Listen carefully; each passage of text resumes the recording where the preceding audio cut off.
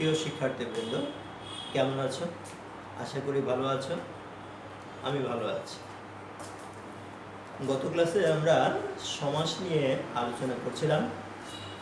আজকে সমাসের বাকি অংশ আলোচনা হবে। গত ক্লাসে তুলনামূলক আলোচনা করেছিলাম দ্বিগু, তৎপুরুষ এবং কর্মধারয় সমাসের। আমরা জেনেছিলাম যে দ্বিগু, তৎপুরুষ, কর্মধারয়ে পরপদ প্রধান। এও জেনেছিলাম যে পরপদ প্রধান হলে কোনটা অ্যান্সার করবে, দ্বিগু, তৎপুরুষ না কর্মধারয়। এর জন্য আলাদা বৈশিষ্ট্য আছে। বলেছিলাম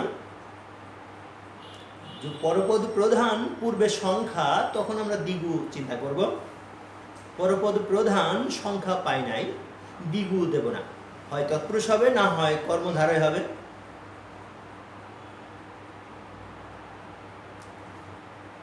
কি করবো এখন তাহলে? তৎপুরুষ দেব না কর্মধারয় দেব? ব্যাসবাক্য করার চেষ্টা করব। ব্যাসবাক্য করে যদি বুঝতে পারি বিভক্তি এসে গেছে, তখন আমরা তৎপুরুষ দেব। আর যদি দেখি বিভক্তি আসলো না ব্যাসবাক্য করে, তখন তৎপুরুষ আর দেওয়া যাবে না, তখন দেবটা কি? কর্মধারয় দিতে হবে। তাহলে কি পার্থক্য? পরপদ প্রধান পূর্বে সংখ্যা থাকলে দ্বিগু হবে, পরপদ প্রধান সংখ্যা নাই, ব্যাসবাক্যে বিভক্তি আসবে, তখন হবে তৎপুরুষ। আর যদি পরপদ প্রধান হয়, সংখ্যাও নাই, ব্যাসবাক্যেও বিভক্তি আসে না, তখন হবে কর্মধারয় সমাস। আমরা কর্মধারয়ের প্রকার নিয়ে আলোচনা করছিলাম। কর্মধারয়ের 4টি প্রকার আছে: উপমান কর্মধারয়, উপমিত কর্মধারয়, রূপক কর্মধারয় এবং মধ্য পদলোপী কর্মধারয়। এই প্রকারের যে বৈশিষ্ট্য আছে, সেই বৈশিষ্ট্যের মধ্যে যদি না পড়ে, সেটাকে আমরা শুধু কর্মধারয় নিয়েই লিখব, শুধু কর্মধারয় লিখব।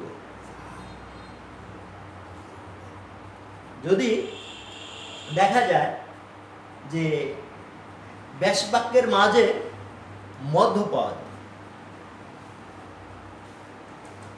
এমনকি সমস্ত পদে লোপ পেয়ে যাচ্ছে, তখন সেটাকে আমরা মধ্য পদলোপী কর্মধারয় দেব। কি দেব? মধ্য পদলোপী কর্মধারয় দেব।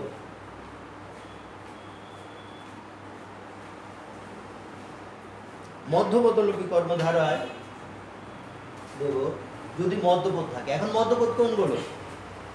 কর্মধারয়ের মধ্যপদ হচ্ছে চিহ্নিত, মিশ্রিত, আশ্রিত, শোভিত, রক্ষিত।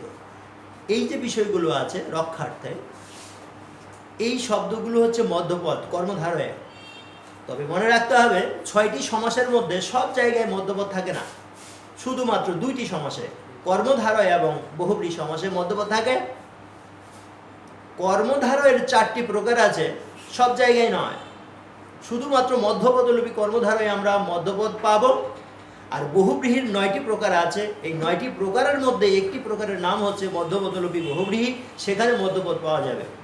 এক কথায়, কর্মধারয়ের একটি প্রকার এবং বহুব্রীহির একটি প্রকারে শুধুমাত্র ব্যাসবাক্যে মধ্যপদ খুঁজবো, আর কোনো ব্যাসবাক্যে মধ্যপদ খুঁজে পাওয়া যাবে না, খোঁজার চেষ্টা করবো না। এখন কথা হচ্ছে, কর্মধারয়ের মধ্যপদ আর বহুব্রীহি সমাসের মধ্যপদ পার্থক্য করব কিভাবে?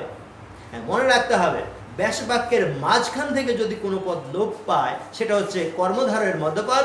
আর যদি ব্যাসবাক্যের শেষ থেকে লোপ পায়, বুঝতে হবে সেটি হচ্ছে বহুব্রীহি সমাসের মধ্যপদ। এখন বহুব্রীহি সমাসের মধ্যপদ কিন্তু ব্যাসবাক্যের মধ্যে থাকে না, শেষে থাকে। হওয়া উচিত ছিল শেষ পদলোপী বহুব্রীহি, কিন্তু নাম দেওয়া হয়েছে মধ্যপদলোপী বহুব্রীহি। যেমন গায়ে হলুদ দেওয়া হয় যে অনুষ্ঠানে, হাতে খড়ি দেওয়া হয় যে অনুষ্ঠানে, আমরা বলি কি? গায়ে হলুদ। অনুষ্ঠান লোপ পেয়ে যাচ্ছে শেষ থেকে। হাতে খড়ি, অনুষ্ঠান কোথা থেকে লোপ পাচ্ছে? শেষ থেকে। বুঝতে হবে এটি হচ্ছে শেষ পদলোপী নয়, এটি হচ্ছে মধ্যপদলোপী বহুব্রীহি। তাহলে মধ্যপদলোপী বহুব্রীহির মধ্যপদ শেষে থাকে, শেষ থেকে লোপ পায়। তবে সেই শব্দ চিনব কিভাবে? মনে রাখতে হবে, যদি অনুষ্ঠান থাকে বা কোনো নারী বা রমণী শব্দটি থাকে, তখন সেটি হচ্ছে মধ্যপদ, তবে বহুব্রীহির। আর যদি চিহ্নিত, মিশ্রিত, আশ্রিত, শোভিত, বিষয়ক, রক্ষার্থে এই জাতীয় কোনো শব্দ ব্যাসবাক্যের মাঝখান থেকে লোপ পায়, তখন সেটি হবে মধ্য পদলোপী কর্মধারয় সমাস।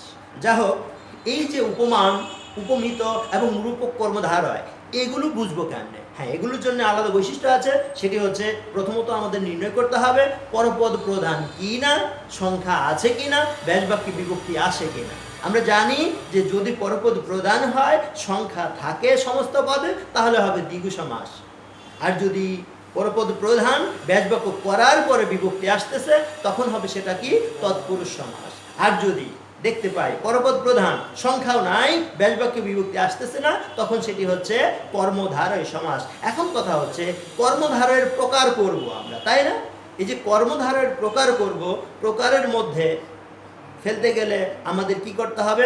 বৈশিষ্ট্য জানতে হবে। গত ক্লাসে কিন্তু লিখে দিয়েছি ওই রূপক কর্মধারয় কখন হবে, উপমান কখন হবে, উপমিত কখন হবে, বৈশিষ্ট্যগুলো স্মরণে রাখো। দেখো, যদি ব্যাসবাক্যের মাঝে ন্যায় আসে, বুঝতে হবে সেটি হচ্ছে উপমান কর্মধারয়। আর যদি শেষে ন্যায় আসে, তখন হচ্ছে উপমিত কর্মধারয়। আর যদি মাঝখানে রূপ আসে, তখন হচ্ছে রূপক কর্মধারয়। কিন্তু সমস্যা রয়ে গেল, আমরা জানি এই যে তিনটি কর্মধারয় আছে, এটা আসলে তুলনা বোঝায়। এখন তুলনা বোঝায়, এই জন্য কি সমস্যা হয়? মনে হয় এটা উপমান হবে বা উপমিত হবে, একই সমস্ত পদ এক এক সমাস মনে হতে পারে। এটা, এই প্রবলেমটা দূর করার জন্য তোমাদেরকে নজর দিতে হবে আথিক্স থিওরির প্রতি। এই আথিক্স থিওরিটা কি আমরা একটু দেখে নিই। করে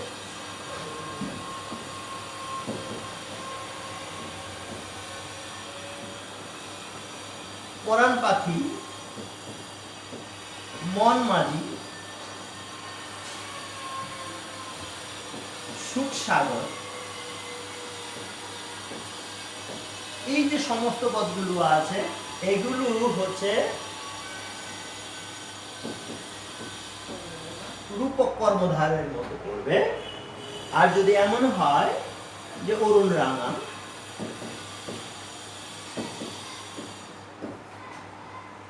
কাজল কালো,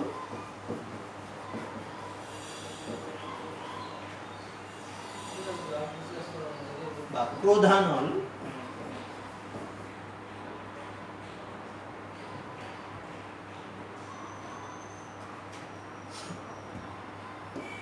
তুষার শুভ্র,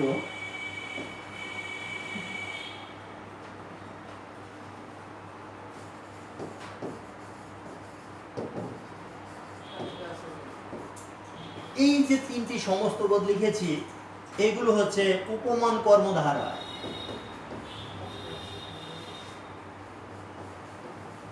উপমান, অধর পল্লব,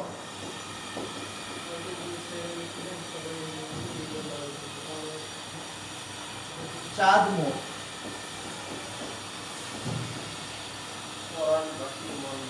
এই যে সমস্ত পদগুলো, এগুলো হচ্ছে উপমিত কর্মধারের উদাহরণ।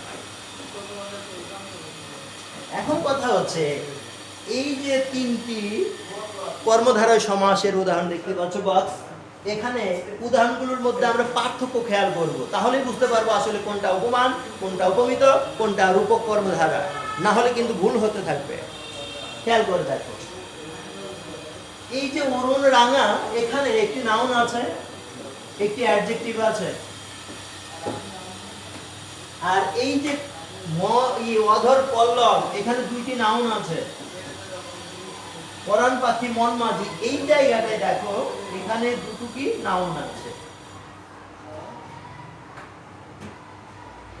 এই যে তিনটি কর্মধারয় সমাস, এর মধ্যে পার্থক্যটা যদি আমরা লক্ষ্য করি, এখানে নাউন, এখানেও নাউন নাউন, এখানেও নাউন নাউন, কিন্তু এই জায়গাটাই হচ্ছে নাউন প্লাস অ্যাডজেক্টিভ। তাহলে ব্যতিক্রম বের হয়ে আসলো, সেটি হচ্ছে কি উপমান কর্মধারা। মনে রাখতে হবে, এখানে অ্যাডজেক্টিভ আছে, অ্যাডজেক্টিভ আছে মানে গুণ আছে, গুণ আছে মানে মান আছে, এটা হচ্ছে উপমান। অ্যাডজেক্টিভ আছে মানে গুণ আছে, গুণ আছে মানে কি মান আছে, তাহলে এটি কি উপমান, অ্যাডজেক্টিভ থাকতে হবে। আর এই যে উপমিত এবং রূপক কর্মধারয়, এর মধ্যে সমস্যাটা হবে নিশ্চয়ই, কারণ হচ্ছে এখানেও নাউন নাউন, এখানেও নাউন নাউন, তাহলে পার্থক্য করব কেমনে? হ্যাঁ, পার্থক্য করতে গেলে একটু মনে রাখতে হবে এই যে পরাণ এটা হচ্ছে আনসিন, আর এই যে পাখি এটা হচ্ছে সিন। আর এখানে দেখো এই যে উপমিত কর্মধারয় এখানে আছে সিন প্লাস সিন, আতিক থিওরি এটাই যে সিন সিন এবং আনসিন সিন। আনসিন মানে দেখা যায় না, অদেখা, দেখা যায় না, তাহলে আরেকটা দেখা যায়, তাহলে একটা দেখা যায় না আরেকটা দেখা যায়, তখন হবে রূপক। আর যদি দুটোই দেখা যায়, দুটোই নাউন, তখন হবে উপমিত। তাহলে এই যে রূপক এবং উপমিতর মধ্যে সমস্যা হয়, দু জায়গাতেই দুটো করে নাউন আছে, তাহলে পার্থক্য কি? পার্থক্য হচ্ছে একটি হচ্ছে আনসিন সিন, একটি হচ্ছে সিন সিন। খেয়াল করে দেখো, পরাণ দেখা যায় না, পাখি দেখা যায়, মন দেখা যায় না, মাঝি দেখা যায়, সুখ দেখা যায় না, সাগর দেখা যায়, ক্রোধ দেখা যায় না, অনল দেখা যায়। এই যে একটি দেখা যায় না আরেকটি দেখা যায়, মানে একটি আনসিন আর একটি সিন, তখন এটি হবে রূপক কর্মধারয়। আর ব্যাস বাক্য করার সময় আমরা এই ব্যাস বাক্যের মাঝে রূপ শব্দটি বসাবো। আর এখানে দেখো এই যে অধর পল্লব, অধর দেখা যায়, অধর মানে হচ্ছে কি ঠোঁট, এই যে অধর দেখা যায়, পল্লব দেখা যায়, তাহলে পল্লব দেখা যায়, অধর দেখা যায়, চাঁদ দেখা যায়, মুখ দেখা যায়, কিন্তু সুখ দেখা যায় না, সাগর দেখা যায়, বিষাদ দেখা যায় না, সিন্ধু দেখা যায়। একটি দেখা যায় না আরেকটি দেখা যায়, আনসিন সিন, তাহলে হবে রূপক। আর যদি দুটোই দেখা যায় সিন সিন, তখন হবে উপমিত। আর যদি আমরা একটি নাউন এবং একটি কি পাই, অ্যাডজেক্টিভ পাই, তখন হবে উপমান। আশা করি এই উপমান কর্মধারা, রূপক এবং উপমিত কর্মধারের পার্থক্য তোমরা করতে পারবে।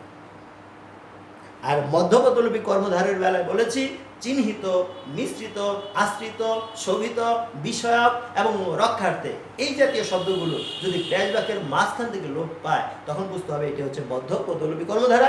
আর যদি ব্যাস বাক্যের শেষ থেকে অনুষ্ঠান, নারী কিংবা রমণী জাতীয় কোনো শব্দ লোপ পায়, তখন সেটি হবে মধ্যপদলোপী বহুব্রীহি সমাস। আশা করি কর্মধারের প্রবলেম দূর হয়েছে।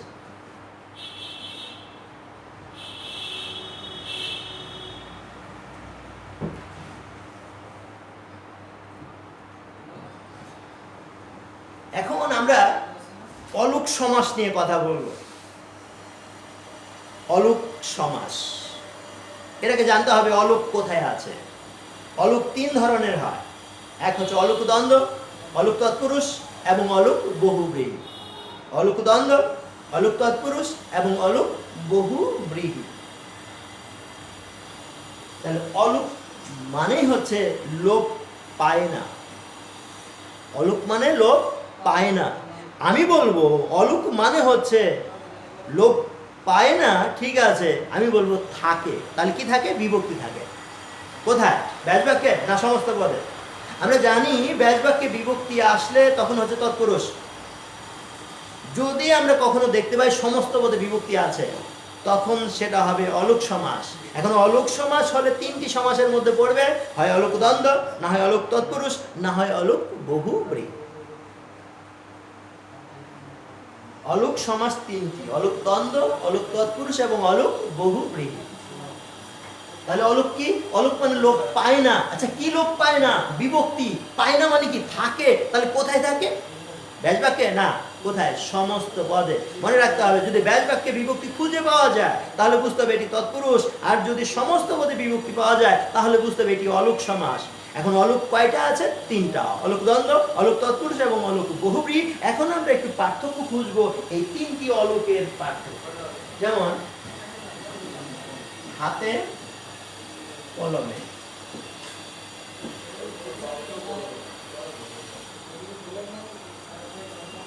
তেলে ভাজা,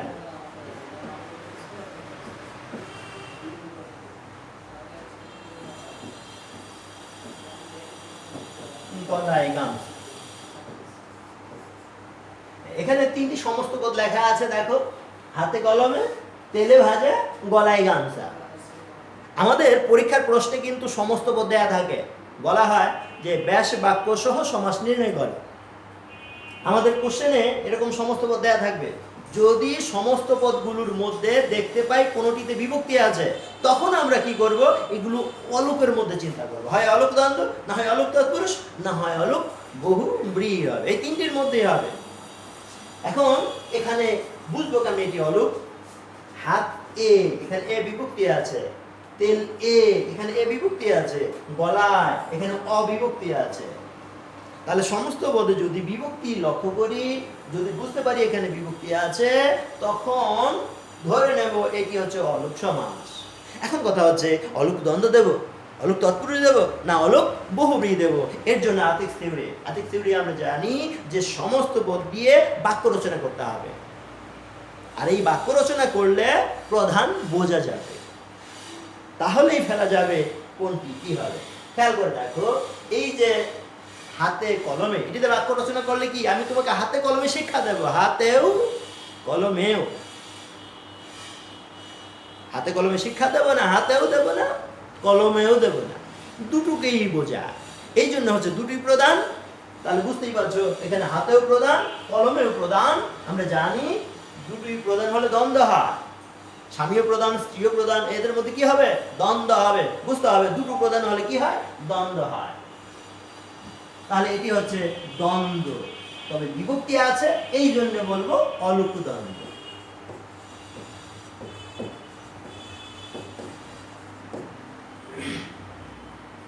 তেলে ভাজা, এখানেও দেখো বিভক্তি আছে। এর ব্যাস বাক্য যদি করি, যেমন দেখো তেলে ভাজা খাও, তেল খাবে না ভাজা খাবে, ভাজা। তেলে ভাজা নিয়ে আসো, তেল নিয়ে আসবে না ভাজা নিয়ে আসবে,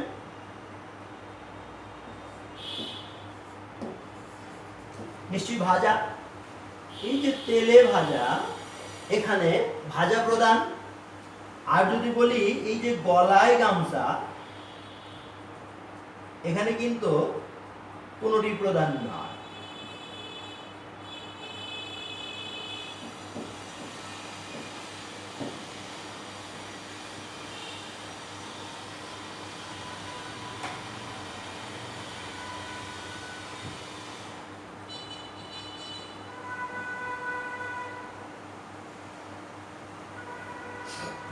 আচ্ছা, গলায় গামছা, এদিকে আসো, কি গলা আসবে না, গামছা আসবে না, তাহলে যার গলায় গামছা আছে সে আসবে। আমরা জানি বহুব্রীহি সমাস হচ্ছে কোনটি প্রধান নয় এমন। এই হাতে ঘড়ি, এখানে আসো, হাত আসবে না, ঘড়ি আসবে না, হাতে ঘড়ি, দৌড়াও, হাত দৌড়াবে, ঘড়ি দৌড়াবে না। যার হাতে ঘড়ি আছে সে দৌড়াবে, আর সে দৌড়ালে কিন্তু হাত আর ঘড়ি এমনি দৌড়াবে। তাহলে বুঝতে হবে এখানে হাতও প্রধান নয়, ঘড়িও প্রধান নয়, অন্য কেউ প্রধান। আর যদি অন্য কেউ প্রধান হয় তখন সেটি হচ্ছে বহুব্রীহি সমাস। তাহলে এই যে গলায় গামছা, এখানে কোনোটি প্রধান নয়, গলাও নয়, গামছাও নয়, তাহলে এটি বহুব্রীহি সমাস। তেলে ভাজা খাও, তেল খাবে না ভাজা খাবে, ভাজা। তাহলে পরপদ প্রধান, আমরা জানি পরপদ প্রধান হলে হয় দ্বিগু, না হয় তৎপুরুষ, না হয় কর্মধারয়। এখানে দেখো সংখ্যা নাই, দ্বিগু বলা যাবে না। ব্যাস বাক্য করো, তেল দ্বারা ভাজা, হ্যাঁ বিভক্তি পেয়ে গেছে কিন্তু ব্যাস বাক্যের মাঝে, অতএব এটি তৎপুরুষ সমাস। তেল দ্বারা ভাজা, তাহলে এর ব্যাস বাক্য হচ্ছে তেল দ্বারা ভাজা। মাঝখানে কিন্তু বিভক্তি এসে গেছে, তাহলে বুঝতে হবে এটি হচ্ছে তৎপুরুষ সমাস। তাহলে অলুক তৎপুরুষ। হ্যাঁ, আরেকটি বিষয়, গলায় গামছা, এখানে কোনোটি প্রধান নয়। আচ্ছা, আরেকটু খেয়াল করো, এখানে হাতে কলমে দুটি প্রধান, গলায় গামছা কোনোটি প্রধান নয়। আমরা জানি হাতে কলমের দ্বন্দ্ব, তাহলে গলায় গামছা কি বহুব্রীহি, আর বাকি আছে কয়টা, একটা। আমরা অলুকই তো পাই তিনটা, অলুক দ্বন্দ্ব, অলুক কি বহুব্রীহি, আর বাদ দিলে থাকে কি অলুক তৎপুরুষ। তাহলে তেলে ভাজা কি হবে, অলুক তৎপুরুষ হবে। আশা করি অলুক তৎপুরুষ বোঝা যায়।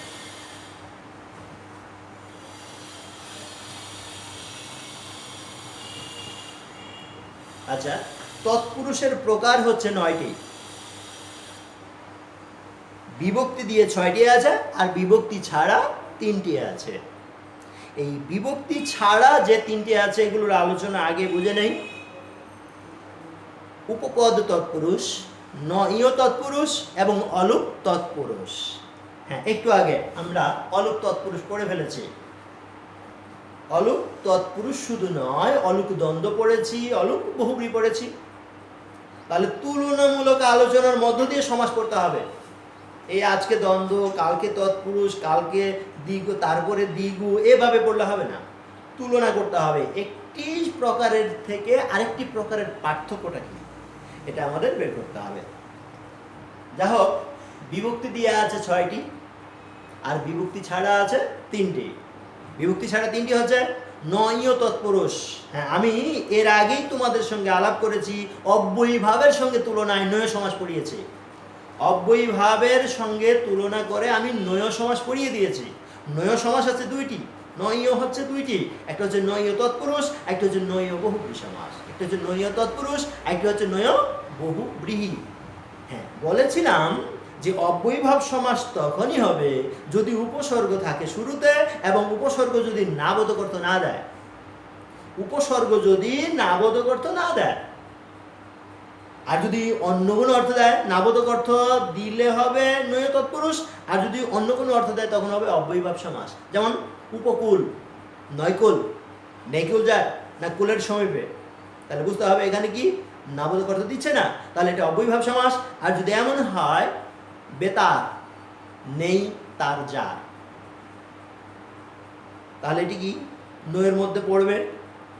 তারপরে অসুখ নয় সুখ, অসত্য নয় সত্য, অনাচার নয় আচার, নাতি দীর্ঘ নয় অতি দীর্ঘ, নিরহংকার নেই অহংকার যার। তাহলে এই যে ব্যাসবাক্য করলে আমরা দেখতে পাচ্ছি উপসর্গটি নাবোধক অর্থ দিচ্ছে, হয় নয় না হয় নেই, তখন আমরা নয় চিন্তা করব। আর যদি অন্য কোনো অর্থ দেয় তখন সেটা আমরা অব্যয়ীভাব সমাস চিন্তা করব। আমরা নয় সমাসের আগে পড়েছি, নয় সমাস হচ্ছে 2 ধরনের, এক হচ্ছে নয় তৎপুরুষ, একটা হচ্ছে নয় বহুব্রীহি। আবার খেয়াল করি, নয় তৎপুরুষ,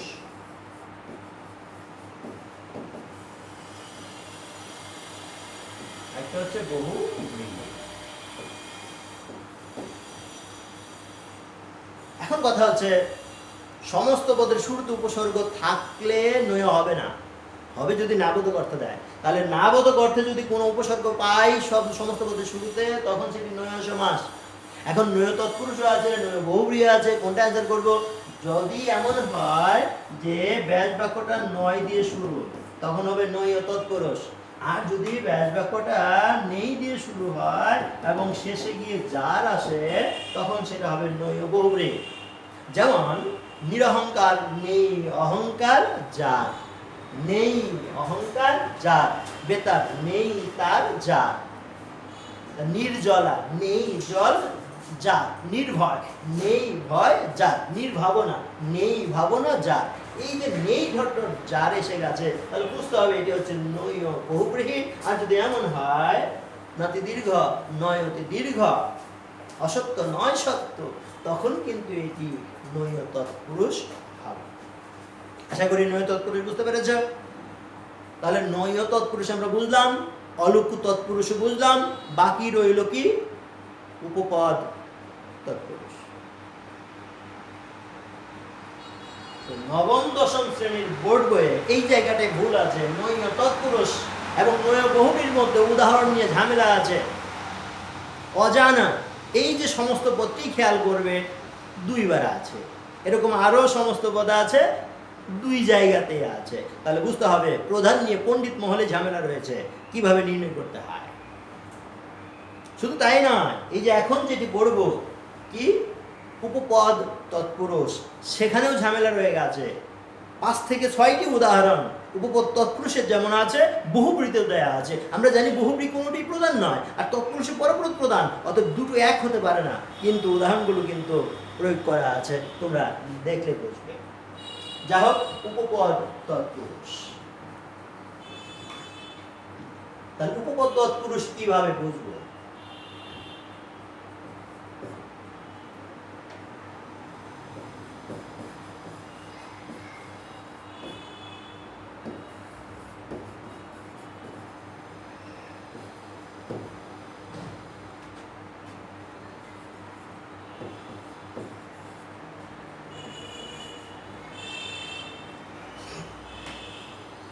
তোমরা লিখে নিতে পারো বা মনে রাখবে, যদি সমস্ত পদে ধাতু খুঁজে পায় এবং ব্যাসবাক্য করলে যদি শেষে যে বা যা চলে আসে, বইয়ের সংজ্ঞা দিয়ে বোঝা যাবে না বৈশিষ্ট্য বুঝতে হবে।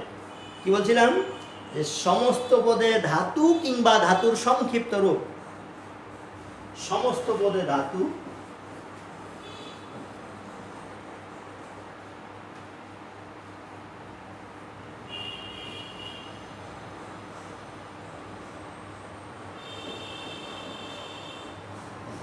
সমস্ত পদে ধাতু কিংবা ধাতু সংক্ষিপ্ত রূপ।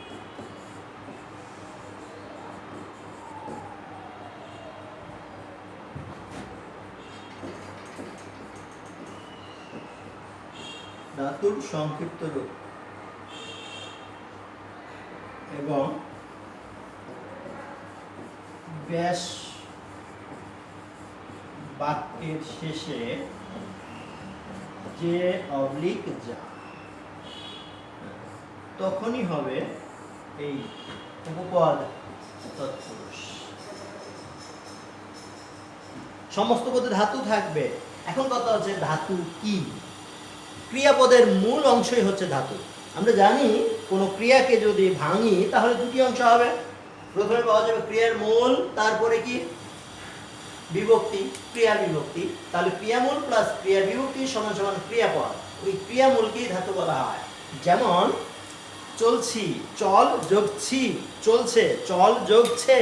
এই যে প্রথমে যে অংশটা পাচ্ছি, তুই বলে আদেশ করে, তুই চল, তুই যা, তুই খা, তুই মর, তুই মার, তুই দেখ, তুই শোন। এই যে আমরা ক্রিয়াগুলো ব্যবহার করি তুই বলে আদেশ করে, এগুলোকে ধাতু বলা যাবে। তাহলে বুঝতে হবে, তাহলে পকেট মার, এটি একটি সমস্ত পদ। পকেটে মার, এই তুই মার, এই যে মার হচ্ছে এখানে কিন্তু ধাতু। পকেট মার, খেচর, ছেলে ধরা, এই তুই ছেলে ধর, আ ধর হচ্ছে এখানে ধাতু।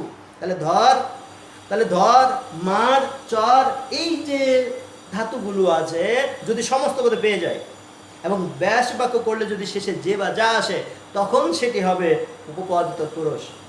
যেমন পকেট মারে যে, ছেলে ধরে যে, পকেট মারে যে, ছেলে ধরে যে। পঙ্কে জন্মায় যা, জল দেয় যে। এই যে ব্যাস বাক্য শেষে যে বা যা আসে আর সমস্ত পদে ধাতু আছে। হ্যাঁ বলতে পারো জলদ, এখানে ধাতু কোন জায়গায়? জল বাদ দিলে থাকে তো দ, এই তুই দ, দ কি কোনো ধাতু না? কিন্তু দে তো ধাতু, তুই দে, জল দে, দে হচ্ছে ধাতু। এখানে দে ধাতুর সংক্ষিপ্ত রূপ পাচ্ছি। তেমনি দেখে নাও পঙ্কজ, এই পঙ্কজে, পঙ্ক মানে আমরা জানি কাদা, আর জ কি তাহলে? এই তুই জন, জন হচ্ছে ধাতু, আর এই জন ধাতুর সংক্ষিপ্ত রূপ হচ্ছে জ, আর দে ধাতুর সংক্ষিপ্ত রূপ হচ্ছে দ। আর যদি বলি পকেট মাপ, পকেট মাপ, এখানে মার ধাতু। তাহলে যদি সমস্ত পদে আমরা ধাতু কিংবা ধাতুর সংক্ষিপ্ত রূপ পাই এবং ব্যাস বাক্য করলে শেষে যে বা যা আসে, তখন সেটি হচ্ছে উপপদ তৎপুরুষ। যেমন পকেটে মারে যে, জল দেয় যে, আকাশে চড়ে বেড়ায় যে, শেষে কি আছে? যে আছে।